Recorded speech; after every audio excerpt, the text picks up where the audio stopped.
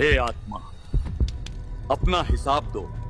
धरती पर रहते तूने धर्म और भक्ति की साधना की थी? महाराज, मैंने किसी का धन नहीं छीना, न खून किया, और मैंने भक्ति भी की थी। पाप छोड़ना ही धर्म नहीं है, और शास्त्र विरुद्ध भक्ति का नतीजा नरक ही होता है। महाराज, मुझे तो किसी ने बताया ही नहीं कि कौन सी भक्ति सही है। झूठा है तेरा बहाना। देख, पूर्ण परमात्मा स्वयं तेरे द्वार पर आए। परमात्मा कबीर जी ने तुझे ज्ञान दिया, उनका विरोध किया। ये देख, तूने क्या किया। बेटा, जो तुम कर रहे हो वो गलत साधना है। जो तुम साधना कर रहे हो उससे तुम्हें कोई लाभ नहीं मिलेगा, बल्कि नरक में डाले जाओगे। बेटा, मेरी प्रार्थना है तुमसे, इस सतभक्ति को ना ठुकराओ।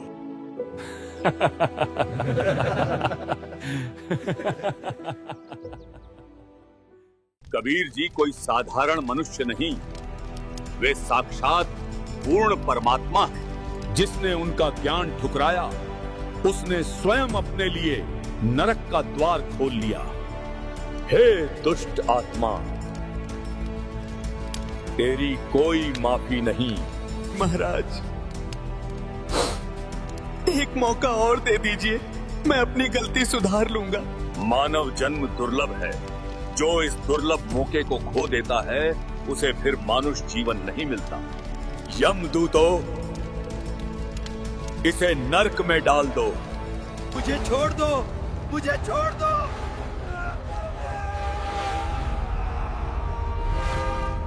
अगली आत्मा को लाया जाए।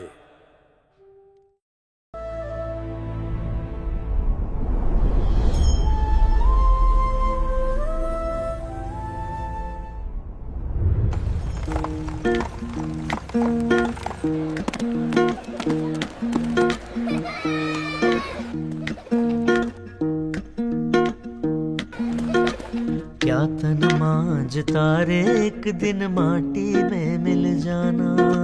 क्या तन मांझता रे एक दिन माटी में मिल जाना। पवन चले उड़ जाना रे पगले, समय चूक पछताना है, समय चूक पछताना। क्या तन मांझता रे एक दिन माटी में मिल जाना। क्या तन मांझता रे एक दिन माटी में मिल जाना।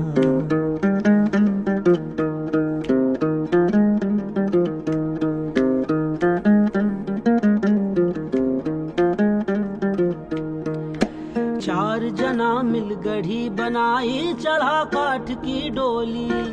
चारों तरफ से आग लगा दी, फूंक दई रे जैसे होरी। हे फूंक दई रे जैसे होरी।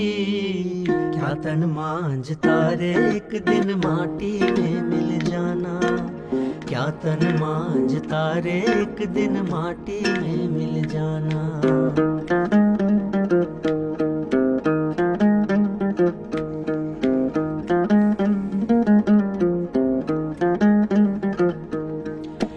हाड़ जले जैसे बन की लकड़ियां, केस जले रे जैसे घासा।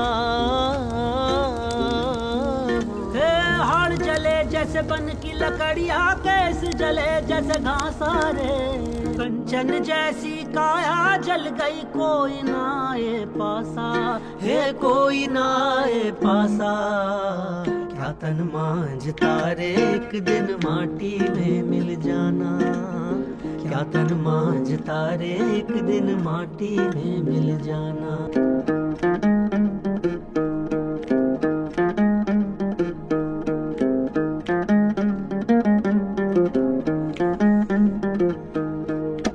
तीन दिना तेरी तिरिया रोवे, तेरा दिना तेरा भाई। तीन दिना तेरी तिरिया रोवे, तेरा दिना तेरा भाई। जन्म जन्म तेरी माता रे रोवे, करके आस पराई।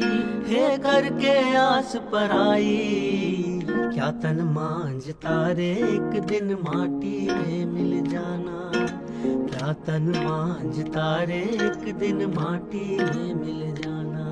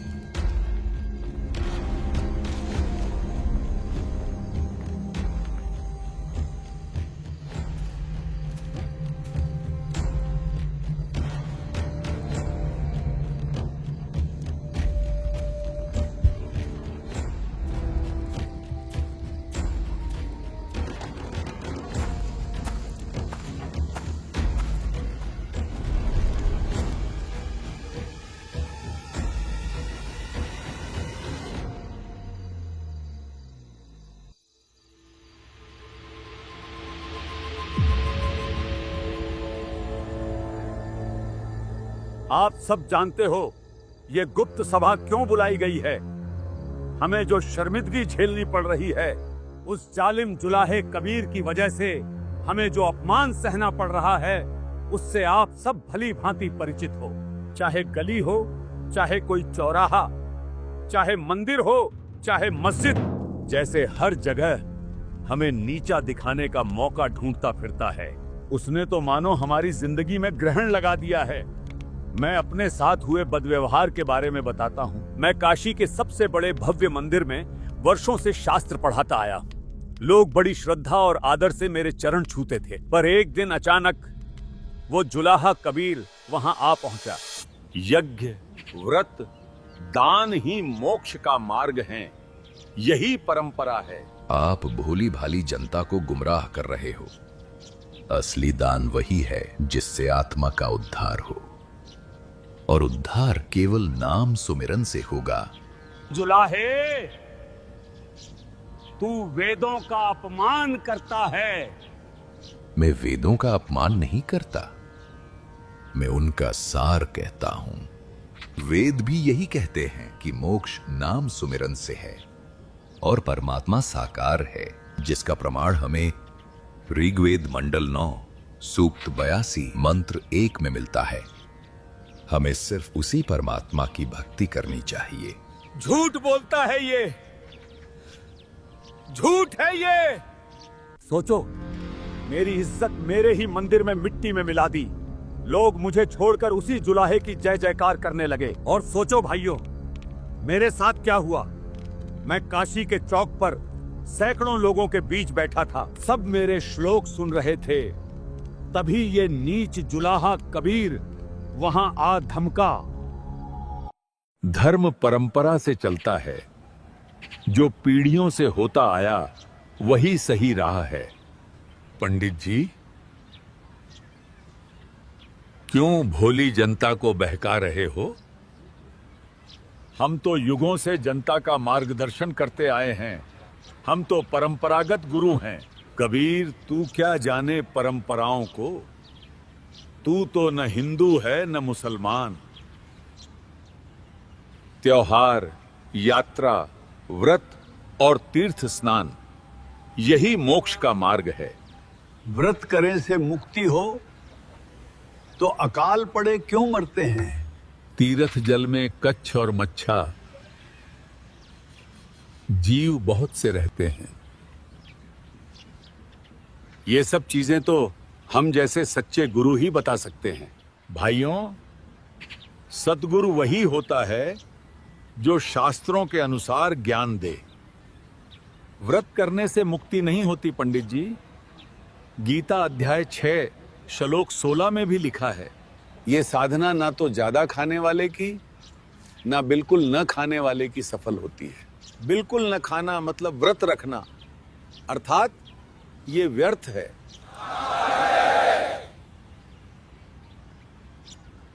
ये जुलाहा झूठ बोल रहा है। गीता में ऐसा कुछ नहीं लिखा है। ये जुलाहा मुझे चौक में नीचा दिखा गया। मेरी विद्या, मेरा मान सब मिट्टी में मिल गया। भाइयों, इस कबीर ने तो हमारा जीना हराम कर दिया है। हिंदू धर्म की जड़ें खोखली कर दी। केवल हिंदू ही नहीं, ये जुलाहा मुसलमानों को भी नहीं बख्श रहा है। सुनो, मेरे साथ क्या हुआ। ये अल्लाह का घर है। जो मक्का गया, हज अदा किया, अल्लाह के लिए कुर्बानी दी, वही नेक और परहेजगार माना जाएगा। यही असल ईमान की निशानी है। मुल्ला जी, मक्का, काशी, काबा सब पत्थर हैं। यहाँ अल्लाह नहीं बसता। असली काबा तुम्हारा दिल है। अगर दिल में खुदा बस जाए तो वही हज है, वही रोजा है। अगर खुदा दिल में नहीं तो उसके लिए 1000 हज भी व्यर्थ हैं। कुर्बानी करनी है तो अपने गुनाहों की करो। नबी मोहम्मद नमस्कार है। राम रसूल कहाया, 1,80,000 को सौगंध जिन नहीं करत चलाया। रोजा बंग नमाज देई थी, बिस्मिल की नहीं बात कही थी। बेजुबान जानवरों को कत्ल करने से अल्लाह तुमसे नाराज हो जाते हैं। ये हमारी इज्जत मिटा देगा। हज व्यर्थ बता रहा है और बिस्मिल करने को गुनाह। अल्लाह के पास जन्नत में जाने का यही रास्ता है। भाइयों, ये जुलाहा तुम्हें गुमराह कर रहा है। नहीं मौलवी जी, गुमराह तो आप कर रहे हो इन भोले भाले लोगों को। इसका इल्म किसी बाखबर से पूछ देखो, वही आपको संपूर्ण जानकारी देगा। बाखबर संत ही बताएगा कि वो अल्लाह कबीर कौन है, जिसने 6 दिन में सृष्टि की रचना की और अपने निजलोक में तख्त पर जा विराजा। कबीर जी को तो सच में कुरान का गहरा इल्म है।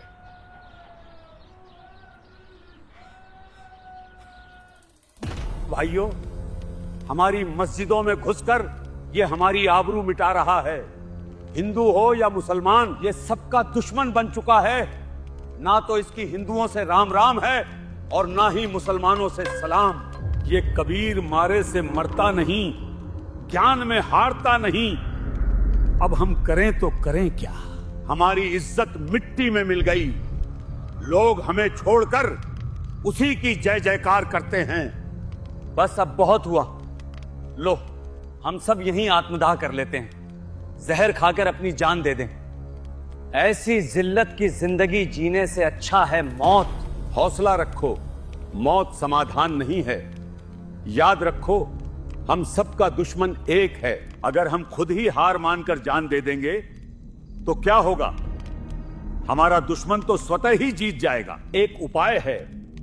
एक पीर साहब हैं, वे कबीर से उतनी ही नफरत करते हैं जितनी हम करते हैं।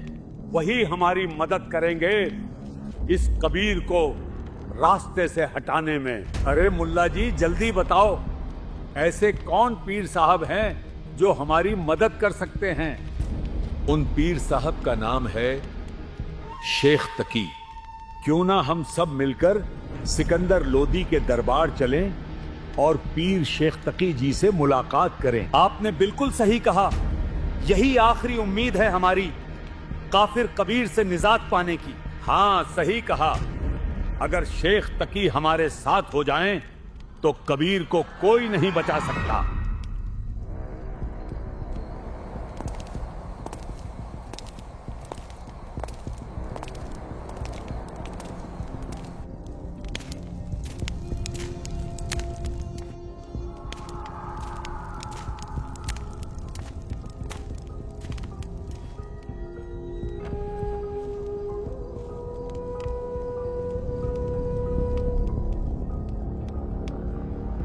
अरे धर्म के रखवालों, मेरे पास कैसे चले आए? सब खैरियत तो है? धर्म के रक्षक तो आप हैं पीर साहब। धर्म पर बहुत बड़ा संकट आन पड़ा है, इसलिए आपकी शरण में आए हैं पीर जी। कैसा संकट मौलवी जी? कुछ तो बयान करो। पीर जी, वही जालिम कबीर, उसके आतंक से हम सब परेशान हो गए हैं। हिंदू हो या मुसलमान, किसी को भी उसने नहीं छोड़ा। उसकी बातों से लोग मस्जिदें छोड़ रहे हैं। वो तो कहता है हज और रोजा हराम हैं। अब बताइए, इस नीच जुलाहे कबीर को और कितनी देर बर्दाश्त किया जाए? अच्छा, वो जालिम जुलाहा। भाई जालिम जुल्हे जारत लाई, ऐसा नाद बजाया है। जालिम जुल्हे जारत लाई, भाई काजी पंडित पकड़े पछाड़े। तिनको जवाब नहीं आया है। जालिम जुल्हे जारत लाई, ऐसा नाद बजाया है। जालिम जुल्हे जारत लाई, ऐसा नाद बजाया है। जालिम जुल्हे जारत लाई, गिरसठ दर्शन सब खारिज कीने। दोनों दीन चताया है। जालिम जुल्हे जारत लाई, ऐसा नाद बजाया है। जालिम जुल्हे जारत लाई, ऐसा नाद बजाया है। जालिम जुल्हे जारत लाई। तुम सब सोचते हो मैं कबीर को नहीं जानता? मैंने इसे खत्म करने के लिए बेशुमार कोशिशें की हैं, मगर ये मरे से मरता ही नहीं। ये कोई आम इंसान नहीं, बहुत बड़ा जादूगर है। मैंने इसको गरम तेल के कढ़ाई में डलवाया,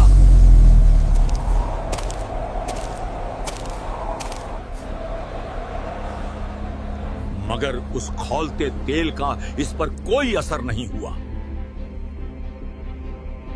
मैंने खूनी हाथी से इसे कुचलवाना चाहा। छोड़ दो खूनी हाथी को, कुचल दो इसे।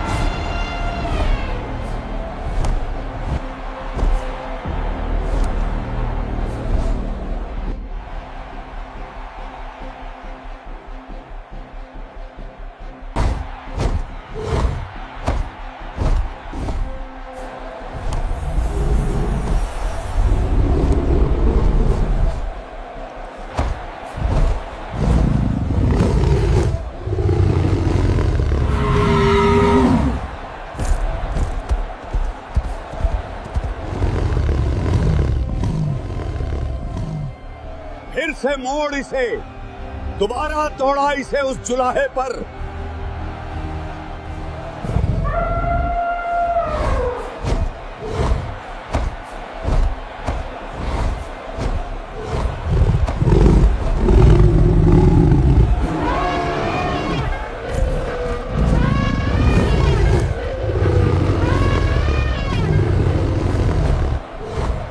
महावत, दौड़ा दे इस जुलाहे पर, वरना तेरी गर्दन कटवा दूंगा।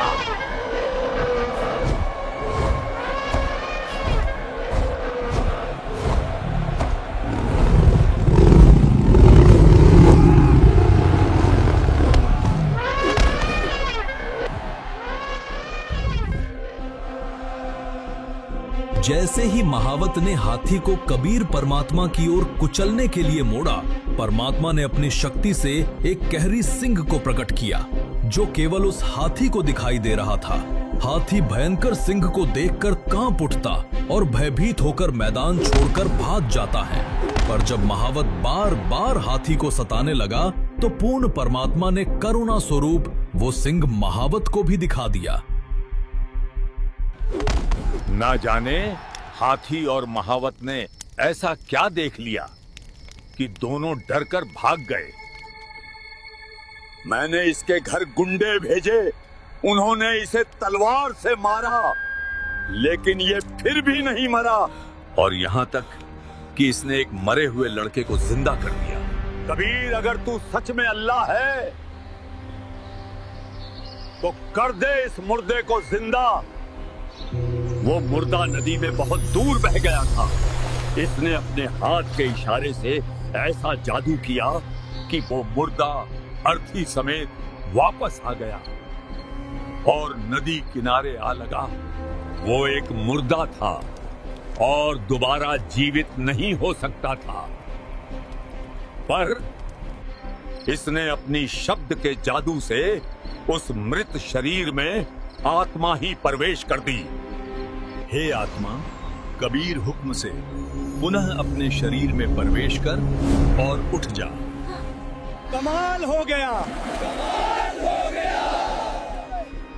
सब जोर जोर से इसके जयकारे लगाने लगे और कहने लगे, कमाल हो गया, कमाल हो गया। इसने उस लड़के का नाम ही कमाल रख दिया।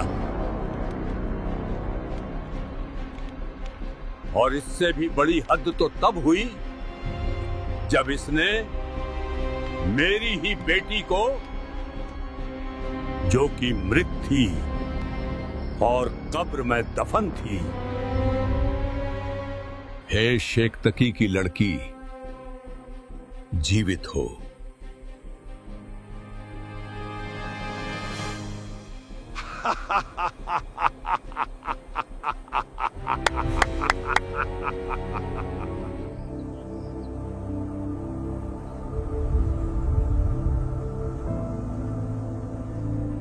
हे शेख तकी की लड़की,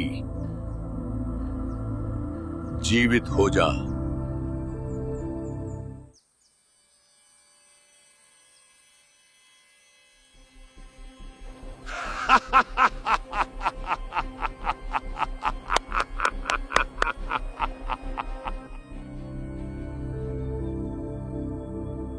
ऐसे थोड़ी ना मुर्दे जिंदे होते हैं। मुर्दे तो कयामत के समय जीवित होते हैं। अगली आत्मा को लाया जाए।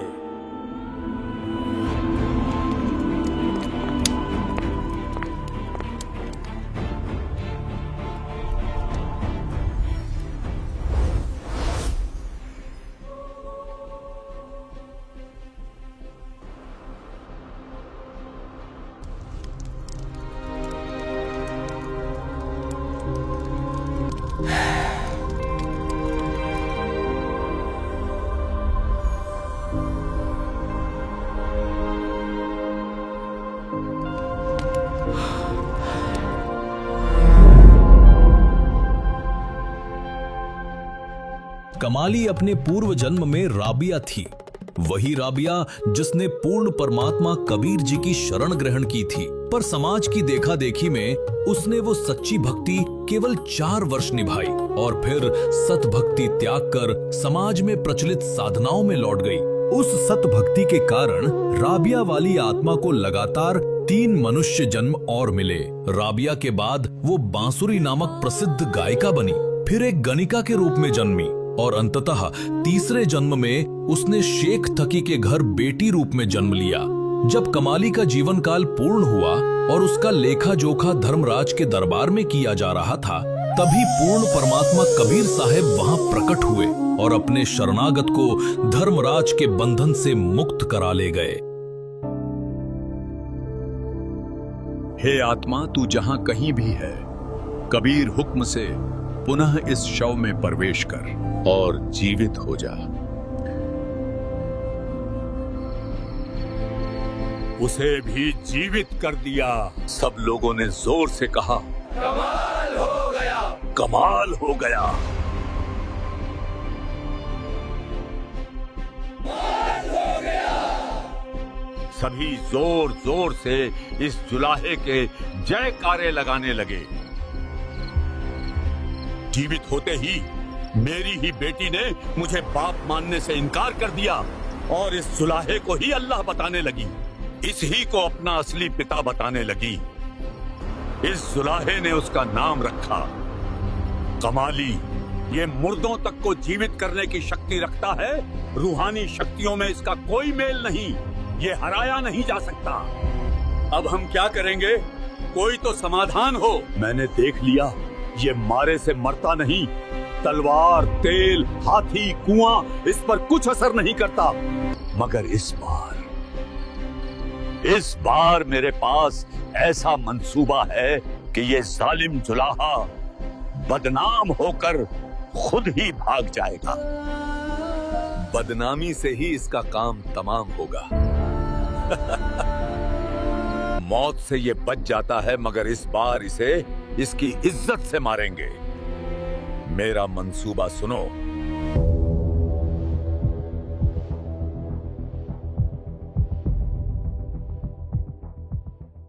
वाह पीर साहब, ना रहेगा बांस, ना बजेगी बांसुरी। बिल्कुल बदनामी से ही अब इस जालिम जुलाहे का काम तमाम होगा।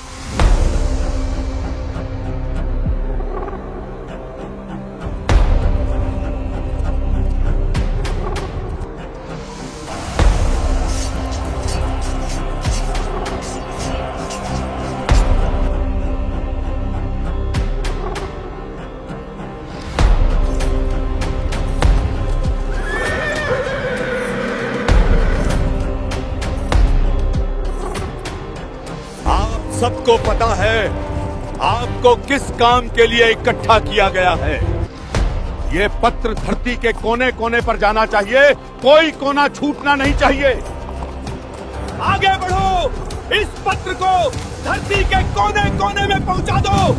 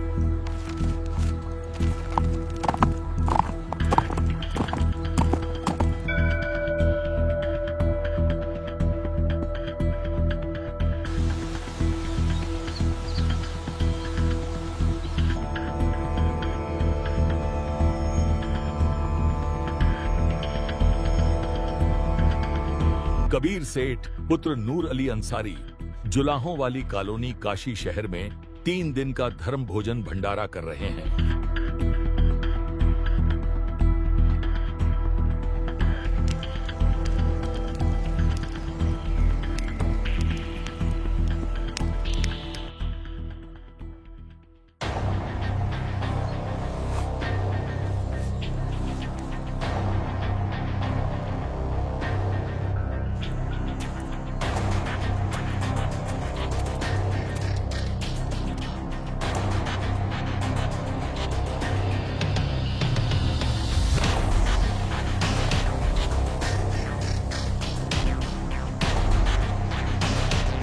भंडारे का न्योता फैलते ही दूर दराज से साधु संत और फकीर काशी की ओर निकल पड़े। लाखों की भीड़ उमड़ने लगी और उधर कबीर साहब अपनी छोटी सी कुटिया में मानो सब कुछ देख रहे थे और मंद मंद मुस्कुरा रहे थे। हे गुरुदेव, आप थक गए होंगे, कृपया अब थोड़ी देर विश्राम कर लीजिए। रविदास जी बचपन से ही भक्ति में विशेष लगन रखते थे। जब वे कबीर साहब के संपर्क में आए तो सच्ची साधना करने लगे और समाज में फैले पाखंड का घोर विरोध करने लगे। वे कबीर साहब की वास्तविकता से भली भांति परिचित थे कि कबीर जी ही पूर्ण परमात्मा हैं। इसलिए वे अपना अधिकतर समय गुरु रूप में प्रकट हुए परमेश्वर के साथ ही बिताते थे। हे परवरदिगार, दास के लिए कोई आदेश हो तो बताइए मालिक। नहीं रविदास, अब तुम भी जाके आराम करो। जो आज्ञा गुरुदेव भगवान। रविदास जी परिस्थितियों से अनजान शांत भाव से अपनी कुटिया की ओर लौट जाते हैं। उधर अंतर्यामी पूर्ण परमात्मा कबीर साहब मंद मंद मुस्कुरा रहे हैं, मानो आने वाले षड्यंत्र को स्पष्ट देख रहे हों।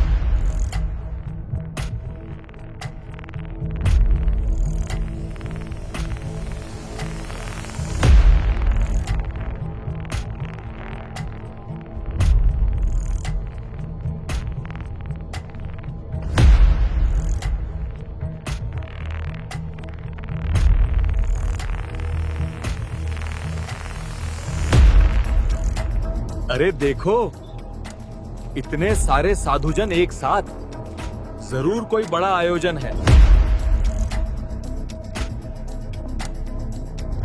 कुछ विशेष जरूर है।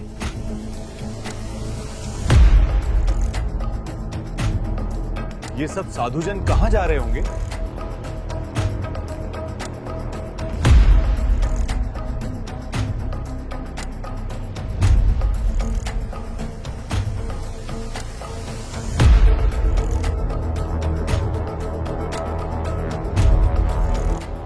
हर तरफ साधु ही साधु हैं।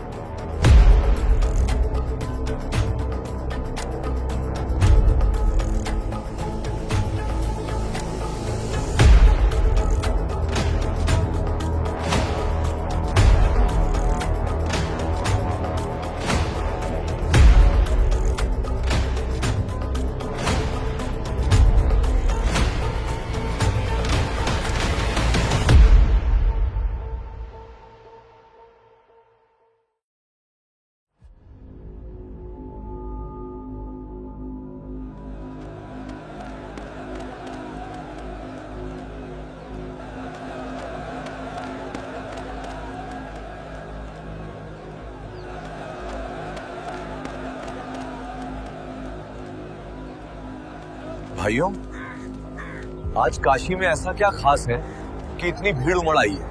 अरे काशी वालों, तुम कौन सी दुनिया में रहते हो? काशी के बहुत बड़े सेठ कबीर जी भंडारा करा रहे हैं, और वो भी 3 दिन का। क्या तुम्हें खबर नहीं? नहीं तो क्या तुम्हें कोई निमंत्रण पत्र भी मिला है? हाँ हाँ, क्यों नहीं। ये देखो, हम बिना बुलावे नहीं आते।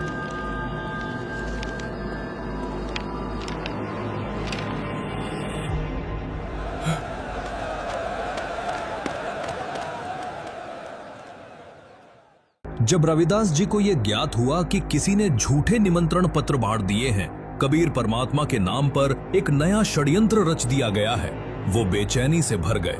आंखों में चिंता और मन में पीड़ा लेकर वे सीधा अपने सद्गुरु पूर्ण परमात्मा कबीर साहिब जी की कुटिया की ओर दौड़ पड़ते हैं। कुटिया में पहुंचते ही रविदास जी कबीर परमात्मा को सारी बात से अवगत कराते हैं। रविदास जी, क्या बात है? आज बहुत उदास लग रहे हो। हे गुरुदेव, आप सबका भला चाहते हो और ये लोग आपका बुरा ही सोचते हैं। ऐसा क्या हुआ रविदास जी? थोड़ा स्पष्ट बताओ। हे गुरुदेव, संकट आ गया है। किसी मूर्ख ने आपके नाम से झूठी चिट्ठी बांट दी है। पर ऐसा क्या लिखा है उस चिट्ठी में रविदास? गुरुदेव, उसमें लिखा है कि काशी के सेठ नीरू पुत्र कबीर 3 दिन का भंडारा करवा रहे हैं। सेठ कबीर जी प्रतिदिन भोजन करने वाले को प्रत्येक बार एक दोहर, एक स्वर्ण मोहर और सूखा सीधा भी दान करेंगे। भोजन में सभी प्रकार के मिष्ठान व व्यंजन परोसे जाएंगे।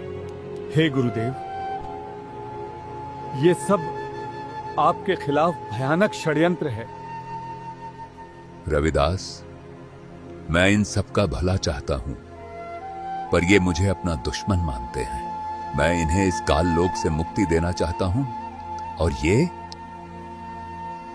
मुझे ही मारने दौड़ते हैं। रोज रोज के इन षड्यंत्रों से मैं अब थक चुका हूं। रविदास, दरवाजा बंद कर दो और अंदर से साकली लगा दो। चाहे कोई कितना भी दरवाजा पीटे, खोलना मत।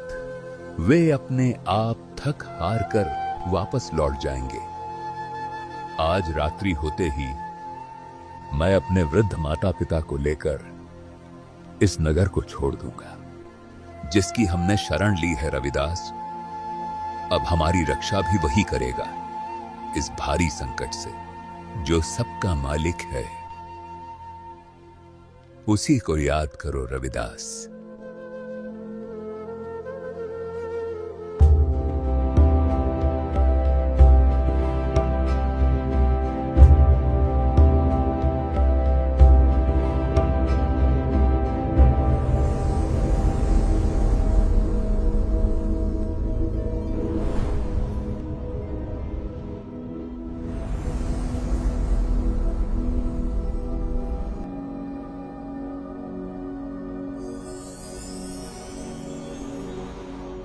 कबीर परमात्मा जी की जय हो। हे पूर्ण परमेश्वर, आपका संदेश मिला। आपके आदेशानुसार असंख्य सेवक तैयार कर दिए गए हैं। वो लोग तो खाकी और कंजूस हैं, जहां समय पर भोजन भी नहीं मिलता। ले जाइए दाता, जितने चाहिए। परमात्मा का आदेश मिलते ही असंख्य बैल तैयार हुए, जिनके ऊपर मोहक भोजन रख दिया गया था। कबीर परमेश्वर ने उन असंख्य बैलों में से केवल 9 लाख ही अपने साथ लिए।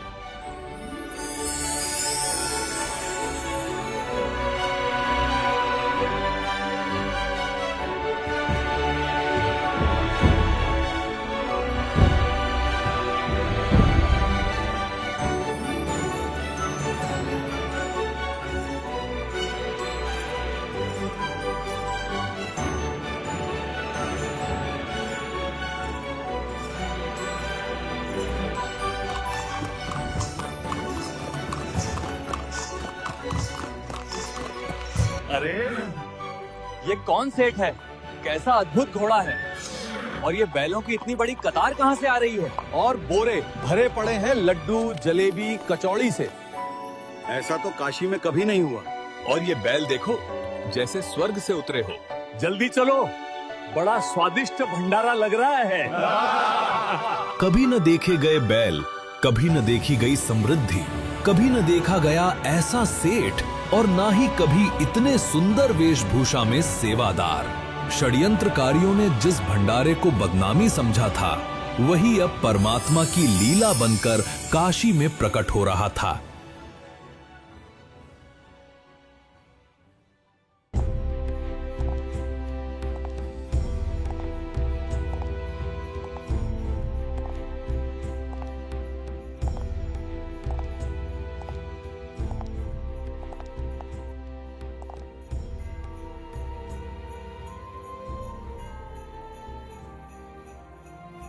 सिकंदर लोदी, जिसकी सत्ता लगभग पूरे भारतवर्ष पर थी, उसके शासनकाल में पाकिस्तान, बलूचिस्तान, ईरान, इराक तक उसकी पहुंच मानी जाती थी। लेकिन इतना शक्तिशाली शासक भी एक भयानक रोग से पीड़ित था, जलन का रोग। ऐसा रोग मानो शरीर आग में जल रहा हो, पर आग न हो। न ठीक से खा सकता था, न पी सकता था। बड़े बड़े हकीम, मौलवी, पंडित बुलाए गए, पर कोई इलाज न कर सका। और वही रोग पूर्ण परमात्मा कबीर साहिब के केवल आशीर्वाद रूपी हाथ रखते ही मिट गया। कबीर साहिब जी के अनगिनत चमत्कार देखकर दिल्ली का राजा सिकंदर लोदी उनका शिष्य बन गया था। पर यही बात उसके पीर शेख तकी को नागवार गुजरी। वो ईर्ष्या से जल उठा और कबीर परमात्मा को मिटाने के लिए एक के बाद एक षड्यंत्र रचने लगा।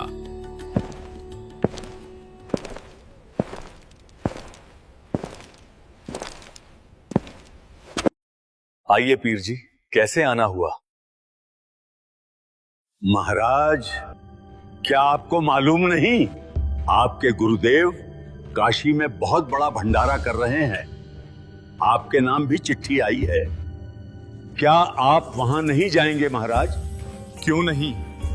मेरे गुरुदेव भंडारा करें और मैं न जाऊं, ये कैसे हो सकता है? सैनिकों, हमारी यात्रा की तैयारी करो। हम तुरंत काशी चलेंगे।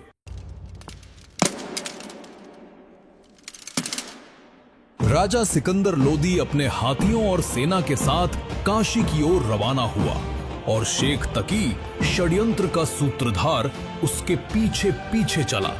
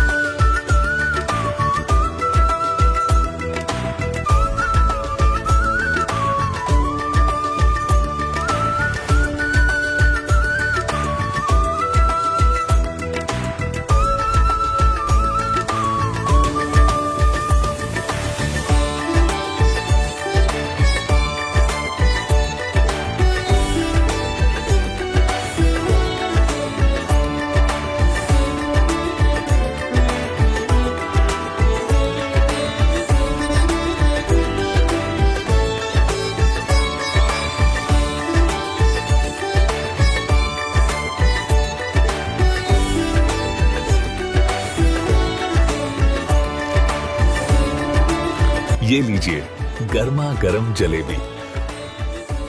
कबीर सेठ की कबीर सेठ की ऐसा भंडारा करने वाला कौन है? हम उसके दर्शन किए बिना नहीं जाएंगे। सचमुच जैसा पत्र में लिखा था वैसा ही मिल रहा है, सोने की मोहर और दोहर तक। ऐसा भंडारा तो आज तक धरती पर कहीं नहीं हुआ।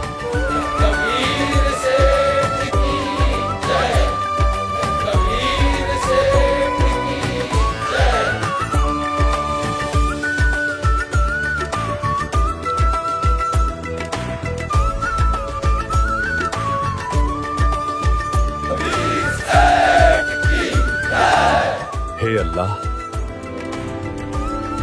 ये कैसा मनमोहक भंडारा है। कबीर सेठ की ये भंडारा कैसे चल रहा है? कौन करा रहा है ये सब? अरे सचमुच जैसा पत्र में लिखा था वैसा ही मिल रहा है, सोने की मोहर और दोहर तक। ऐसा भंडारा तो आज तक धरती पर कहीं नहीं हुआ। ये क्या हो गया? वो गरीब जुलाहा जिसे 2 वक्त की रोटी नसीब नहीं होती, वो इतना बड़ा भंडारा कैसे करा सकता है?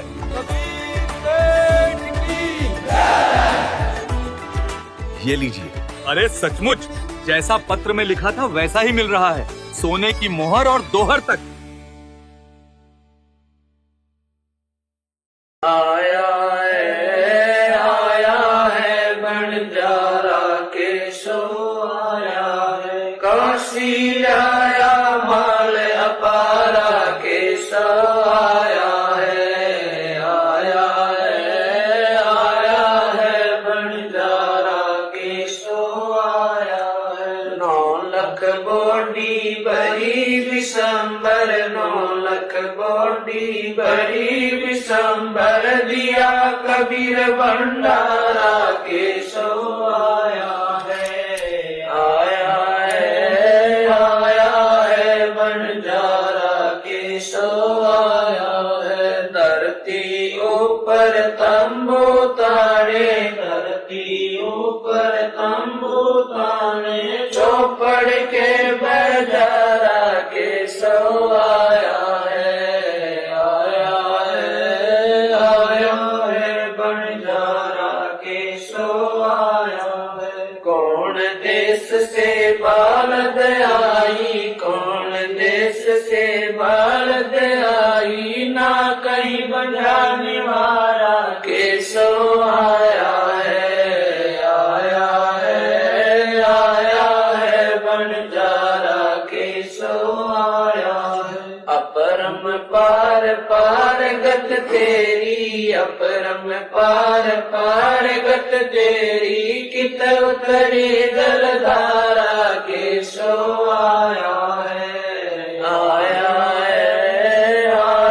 है बंजारा के सो आया है। साहूकार नहीं कोई जाके, साहूकार नहीं कोई जाके, काशी नगर मजारा के सो आया है। आया है बंजारा के सो आया है। दास गरीब कलप से उतरे, दास गरीब कलप से उतरे, जिया पे अलख कर तारा के सो आया है। आया है बंजारा के सो आया है। दास गरीब कलप से उतरे, दास गरीब कलप से उतरे, जिया पे अलग कर तारा के सो आया है। आया है बंजारा के सो आया। भक्त जी, मेरे गुरुदेव कबीर जी कहाँ हैं? मैं उनसे मिलना चाहता हूँ। राजन, कबीर जी का तो पता नहीं, पर सामने एक विशाल तंबू में केशव नाम का व्यक्ति बैठा है जो ये सारी व्यवस्था करा रहे हैं। आप चाहो तो उनसे मिल सकते हो। मान्यवर, आप कौन हैं और भगवान कबीर जी से आपका क्या संबंध है? मेरा नाम केशव है। मैं कबीर जी का पगड़ी बदल मित्र हूं। उनका संदेशा आया था, एक छोटा सा भंडारा करना है, तो दास उनकी सेवा में हाजिर है। छोटा सा भंडारा, 18 लाख आदमी यहां भोजन कर रहे हैं और ये इसे छोटा कहता है। हाँ? परंतु कबीर जी स्वयं क्यों नहीं आए? राजन, जब उनकी मौज होगी वे स्वयं पधारेंगे। दास उनकी सेवा में यहाँ हाजिर हैं। राजन, आपसे प्रार्थना है, आप भी भंडारा ग्रहण करें। नहीं, भंडारा तो मैं अपने गुरुदेव के दर्शन के पश्चात ही ग्रहण करूंगा।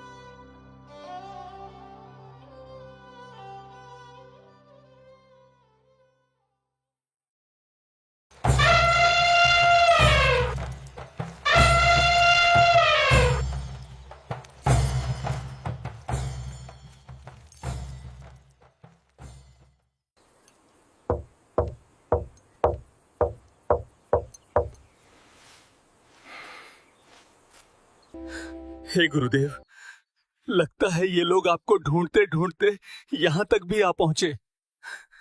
रविदास, तुम दरवाजा मत खोलना। ये लोग दरवाजा पीट पीट कर थक जाएंगे और स्वयं लौट जाएंगे। दरवाजा खोलिए गुरुदेव, आपका दास सिकंदर लोधी आया है। राजन, मैं बहुत दुखी हो चुका हूं। किसी ने मेरे नाम से झूठी चिट्ठी बांट दी है। मैं तो एक गरीब जुलाहा हूं, पूरे दिन जुलाहे का काम करता हूं। ताना बुनता हूं, तब जाकर मुझे 2 वक्त की रोटी भी मुश्किल से नसीब होती है। मैं कहां से भंडारा कराऊंगा? काशी में कोई सेठ भी नहीं है जो मुझ गरीब को उधार दे। सिकंदर, मैं इन रोज रोज के इन षड्यंत्रों से परेशान हो गया हूं। आज रात होते ही मैं अपने परिवार को लेकर इस नगर को छोड़ दूंगा।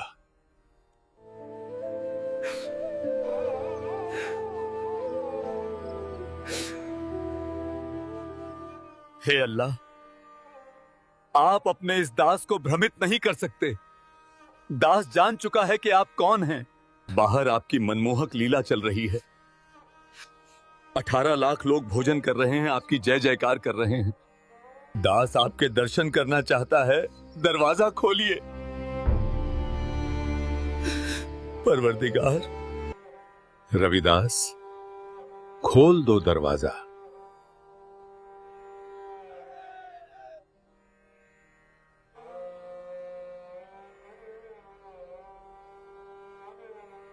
गुरुदेव, मेरे परवरदिगार, आप ही अल्लाह, आप ही मालिक हैं। हे परवरदिगार, मुझ दास के साथ भंडारे में चलिए। सब आपका इंतजार कर रहे हैं, आपके दर्शनों के लिए ललायत हैं मेरे मालिक। दिल्ली के बादशाह सिकंदर लोदी के आग्रह पर पूर्ण परमात्मा कबीर साहिब अपनी कुटिया से भंडारे के लिए चल पड़ते हैं। जैसे ही कबीर परमात्मा अपनी कुटिया से प्रस्थान करते हैं, आकाश से एक सुंदर मुकुट उतरता है जो उनके शीश पर स्वयं आविराजता है। उसी क्षण आकाश से फूलों की वर्षा होने लगती है। दिल्ली का राजा सिकंदर लोदी अपने गुरुदेव कबीर परमात्मा को शाही हाथी पर बिठाता है और श्रद्धा से उनके ऊपर चमर सेवा करता हुआ भंडारे की ओर प्रस्थान करता है। जब कबीर परमात्मा उस दिव्य भंडारे के समीप पहुंचते हैं तो वहां उपस्थित असंख्य साधु संत उत्साह और भक्ति में डूबकर जयकारे लगाने लगते हैं।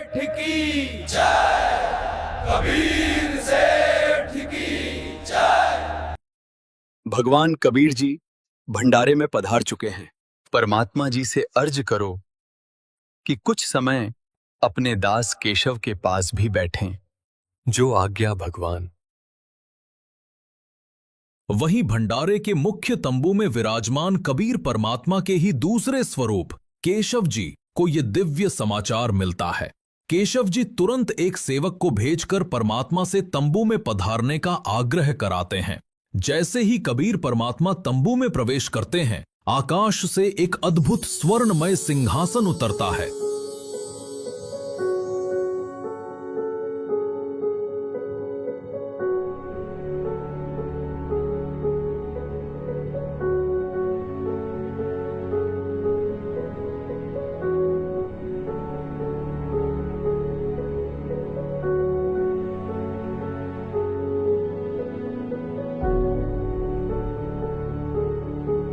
जिस पर स्वतः ही एक मनमोहक रेशमी आच्छादन बिछ जाता है। पूरा वातावरण जयकारों से गूंज उठता है और फिर आरंभ होती है वो दिव्य ज्ञान चर्चा, जहां स्वामी और सेवक दोनों एक ही सत्य के दो रूप बनकर विराजते हैं। हे परमपिता, सारी सृष्टि के सृजनहार, आप इस गंदे लोक में क्यों आ गए? हे परमात्मा, आपने इस जीव लोक के लिए वो हंसलोक सतलोक क्यों छोड़ दिया? सतलोक में दूध की नदियां बहती हैं, अविनाशी बाग हैं, गगन में दिव्य फव्वारे झरते हैं। वो सब छोड़कर आप यहां क्यों आए, इस जीव लोक में? यहां तो झूठ है, कपट है, छल है, द्वेष है। आप इनके भले की सोचते हो, पर ये आप ही के लिए बुरा सोचते हैं। आपके लिए रोज षड्यंत्र रचते हैं, फिर भी आप इनके बीच रहते हो। हे सृजनहार,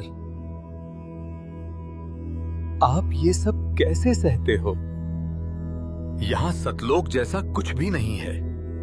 ना गगन में फव्वारे हैं, ना ही अविनाशी बाग, ना दूध की नदियां हैं, ना ही आनंदमयी छटा।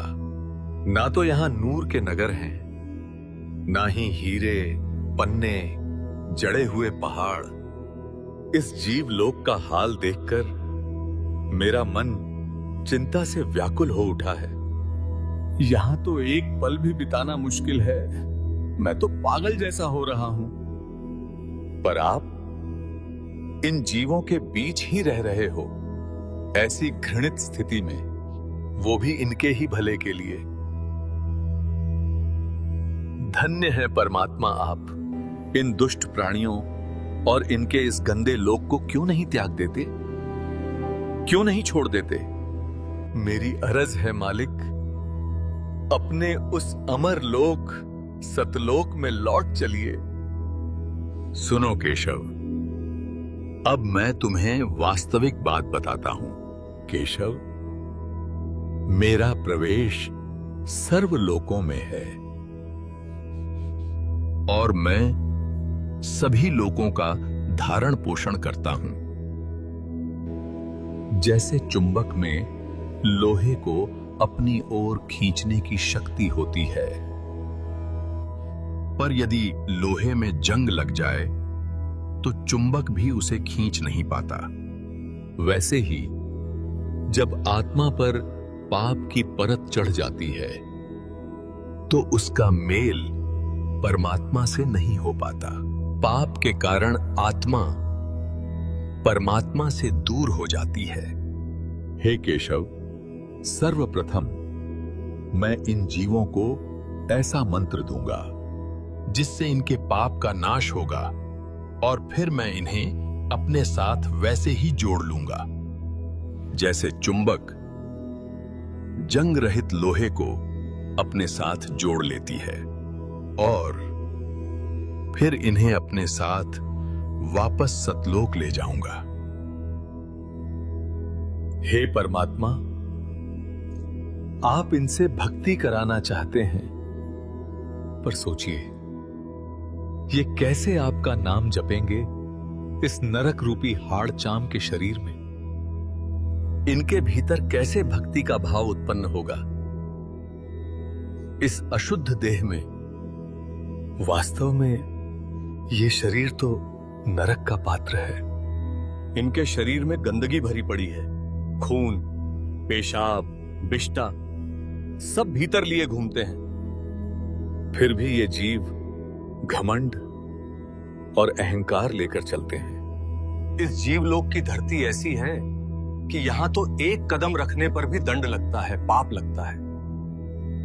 कितने सूक्ष्म जीव तो पैरों तले कुचलकर मर जाते हैं। फिर भी ये जीव अपने पापों से अनजान अहंकार में जीते हैं। ये मनुष्य तो बहुत ही गंदे हैं, हमेशा झगड़ा करने को उतारू रहते हैं। यम हमेशा इनके सिर पे बैठा है, फिर भी दिन रात व्यर्थ में मगन होकर घूमते हैं। मौत हर घड़ी इन्हें घेरती है, फिर भी इन्हें घमंड है, अभिमान है। ये जीव तो आपके साथ बुरा करने में कोई कसर नहीं छोड़ते, और आप फिर भी इनका भला चाहते हो। हे परमात्मा, मैंने आप जैसा साधु कहीं नहीं देखा, ना ही आप जैसा परमार्थी। मेरी अर्ज है मालिक, अपने उस अमर लोक सतलोक में लौट चलिए। केशव, तुमने पूछा था कि इस हाड़ चाम के शरीर में जो गंदगी से भरा है, इसमें भक्ति कैसे पनपेगी? तो सुनो, जिस प्रकार इस ही हाड़ चाम के शरीर में रक्त और मांस के बीच भी अमृत स्वरूप दूध उत्पन्न होता है, वैसे ही इस शरीर में भक्ति भी पनपेगी। वो भक्ति सिर्फ मेरे द्वारा दिए गए मंत्र से बनेगी, और वही मंत्र जीवों को इस काल लोक से छुड़ाकर परम लोक सतलोक तक पहुंचाएगा। केशव, मैं हर युग में आता हूं, सतयुग में सत सुकृत नाम से, त्रेता में मुनिंदर नाम से, द्वापर में करुणामयी नाम से, और कलयुग में अपने वास्तविक नाम कबीर नाम से। इसके अतिरिक्त भी मैं साधारण साधु संत की भूमिका निभाकर जीवों को सतभक्ति का ज्ञान देने की कोशिश करता हूं, पर ये जीव ये एक नहीं समझते, ना मेरा ज्ञान सुनना चाहते हैं, बल्कि मेरी बात को न समझकर मुझे ही मारने दौड़ते हैं। हे केशव, मैं अलग अलग भेष धरकर कभी जिंदा महात्मा, कभी साधु, तो कभी फकीर बनकर घर घर गया। इन सभी जीवों ने काल द्वारा फैलाया हुआ अज्ञान इतना अधिक सुना है कि मेरे द्वारा दिया गया सत्ज्ञान इन्हें कड़वा लगता है। जैसे जैसे जीव इस सत्ज्ञान को समझने और स्वीकारने लगता है, मैं उसे वास्तविक मंत्र देता हूं और इस काल लोक से मुक्त करा देता हूं। इसलिए मैं बंधनों से मुक्त कराने वाला बंदी छोड़ भी कहलाता हूं। केशव और परमात्मा की ये चर्चा 8 पहर तक चली। ये ऐसा चमत्कार था कि मैदान में उपस्थित प्रत्येक व्यक्ति इस चर्चा को सुन पा रहा था। कबीर साहेब की जय, केशव सेठ की जय। परमात्मा के सत्संग को सुनकर लाखों व्यक्तियों ने नाम लिया और उनकी जय जयकार की। पर कहते हैं ना, दुष्ट ना छोड़े दुष्टता।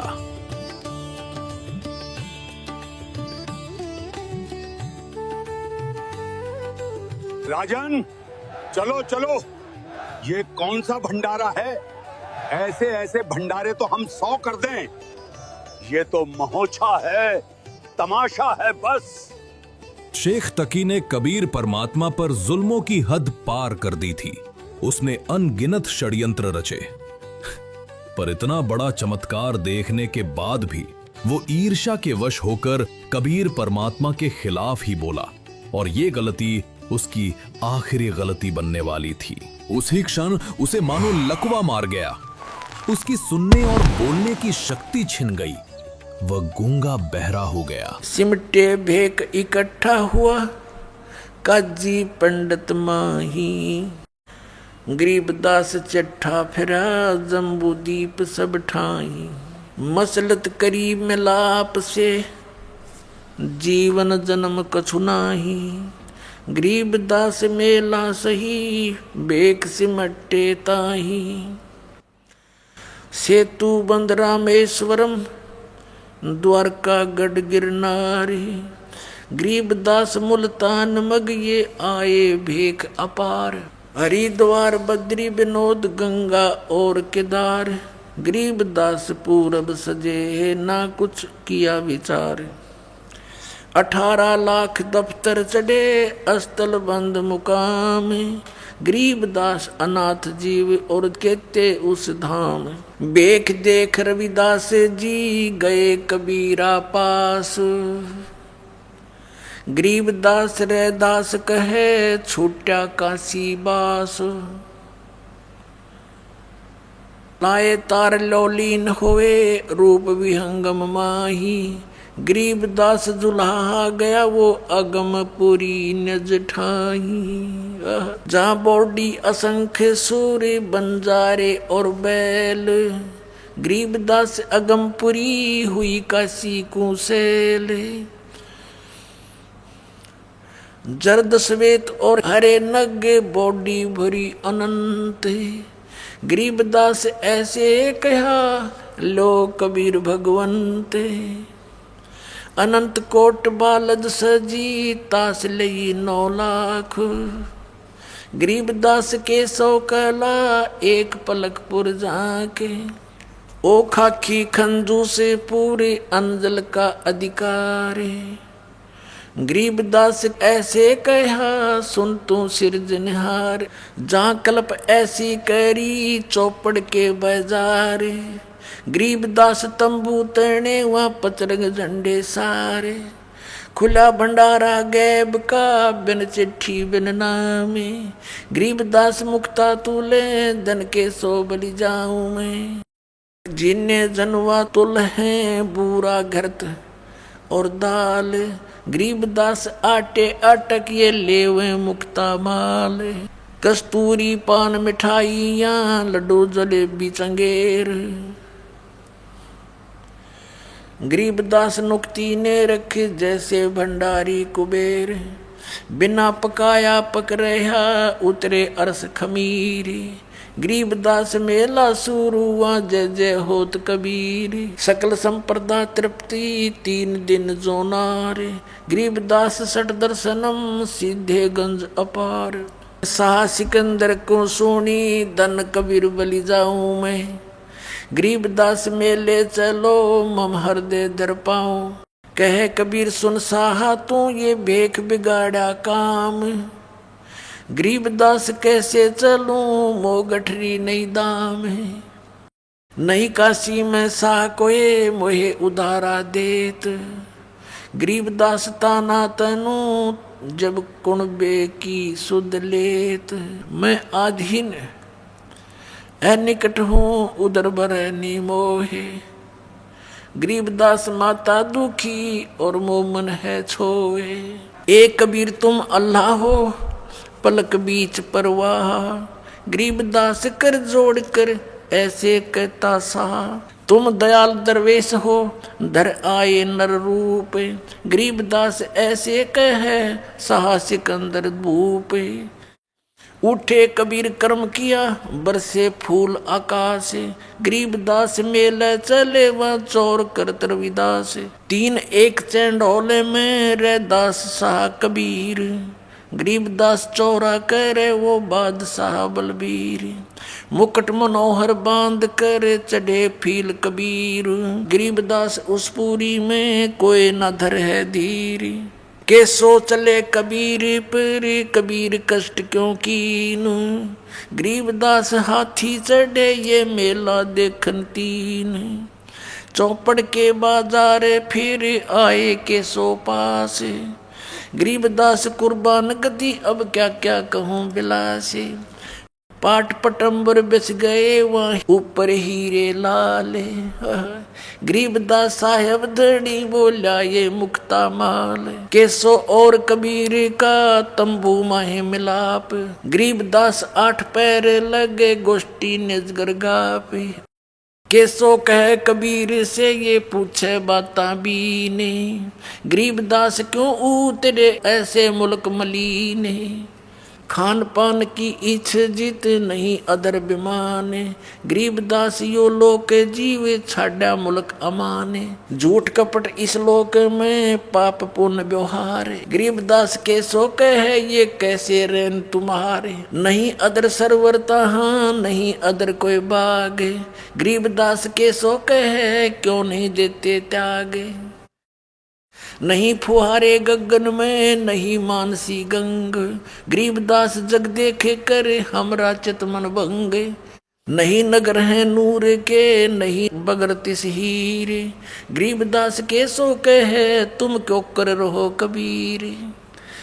धन कबीर कुर्बान जा ऐसी रैन तुम्हारे, गरीबदास के सो कहे इसने छोड़ गीत संसार। धन कबीर कुर्बान जा तेरे पल पल शरण जुहारे, गरीबदास ते क्यों तजे वो सुंदर फल आहार। सतलोक के या पौमी है छार की या मुर्द परोसी पिंड, गरीबदास के सो कहे या चरण धरे सिर डंडे। नरक भरे तिस उदर में ये रुद्र बरी सब दे, गरीबदास के सो कहे या मुनसो मुख खे। राम नाम कैसे फूरे ये नरक नगीन शरीर, गरीबदास के सो कहे विलंबे कहाँ कबीर। हाड चाम के नाक हैं ये हाड चाम का मुख, गरीबदास के सो कहे तज कबीर यो रुख। राम नाम कैसे फूरे ये नरक नगीन शरीर, गरीबदास के सो कहे विलंबे कहाँ कबीर। जुन्नी संकट में पड़े फिर जुन्नी से संग, गरीबदास के सो कहे भाव भक्ति सब भंगे। 100 योजन पर लगत है या दुनिया की गंदे, गरीबदास के सो कहे ये हाड चाम का फंदे। सुन कबीर सुर भेद हूँ केसो कस करंत, गरीबदास गंदे मनुष्य ये झगड़ा आन करंते। बिष्टा जिनके उदर में ये मगन फिरे दिन रात, गरीबदास के सो कहे जिन सिर जम की घात। अजब अहंकारी मनुष्य है सुन कबीर मम ज्ञान, गरीबदास के सो कहे इन कैसा ज्ञान और ध्यान।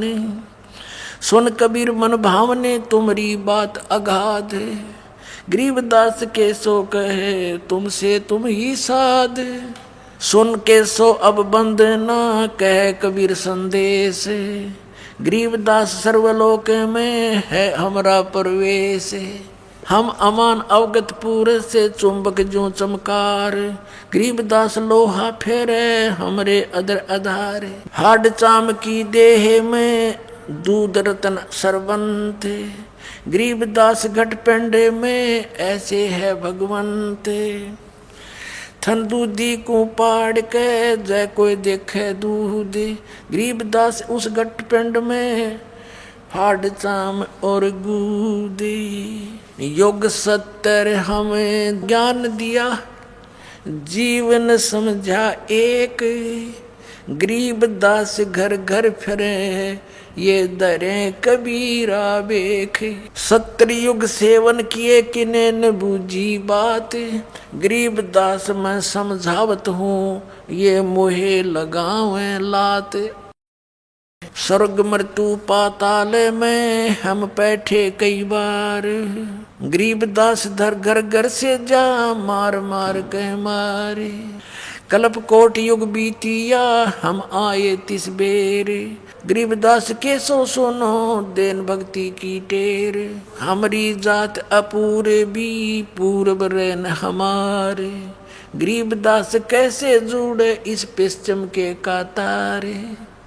हम हैं पूर्व ठेठ के ये उत्तरे अवगट घाट, गरीबदास जीव दक्षिण के यो ना मिलती साठ। अनंत कोट बाजी जहाँ रचे सकल ब्रह्मंडी, गरीबदास मैं क्या करूं यो काल कर जीव खंडी। तो कहते हैं कोई कहे जग जोनार करी, कोई कहे महोछा, बड़े बड़ाई करा कर यो गाड़ी काटे ओछा। 3 दिन का भंडारा पूर्ण हुआ। जिस झूठी चिट्ठी से षड्यंत्र रचा गया था उसी को पूर्ण परमात्मा कबीर साहब ने सत्य कर दिखाया। जैसा उसमें लिखा था वैसा ही हुआ। प्रत्येक साधु संत को मोहक भोजन मिला। हर थाल में स्वादिष्ट व्यंजन परोसे गए और भोजन के साथ सबको मिला एक दोहर, एक अशर्फी और सूखा सीधा। सभी जन तृप्त हुए, संतोष और आनंद से भर गए। कबीर भगवान की। ये था वो दिव्य क्षण जब बदनामी की चाल परमात्मा की लीला बन गई। कहते हैं केवल पूर्ण परमात्मा ही असंभव को संभव बना सकता है। जो कभी घट नहीं सकता उसे घटा देता है। काशी के इस भंडारे में भी ऐसा ही चमत्कार हुआ।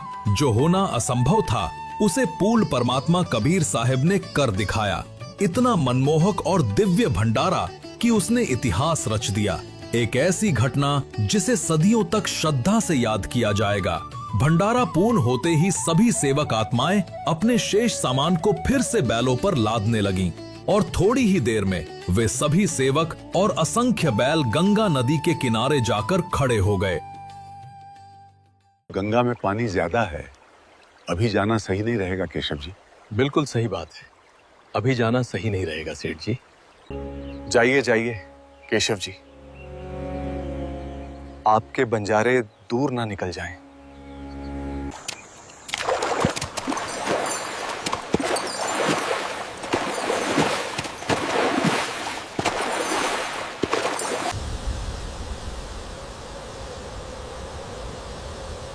ये क्या, कहां गए बंजारे, कहां गए बैल? राजन, जहां से आए थे वहीं चले गए।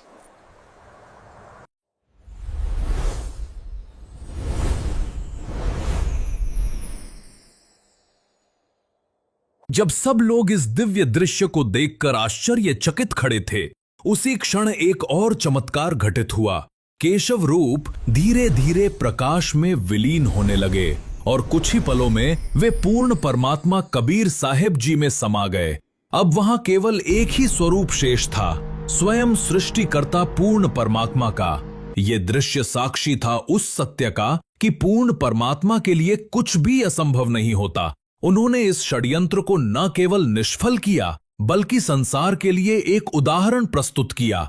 न गरीब में भेद करता है न अमीर में।